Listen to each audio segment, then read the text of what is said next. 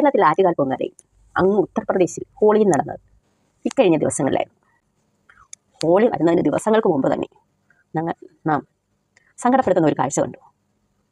മുസ്ലിം പള്ളികളെല്ലാം tarp കൊണ്ട് പൊതിഞ്ഞു കെട്ടിയിരിക്കുന്നു.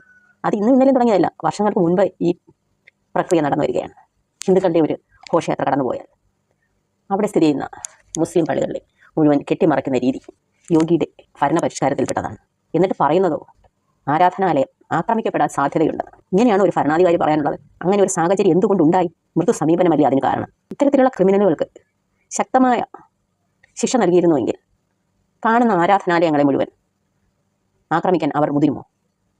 ഇന്ത്യക്ക് തന്നെ നാണക്കേടല്ലേ ഇത്? ഇനി കേരളത്തിലേക്ക് വന്ന് നോക്കൂ.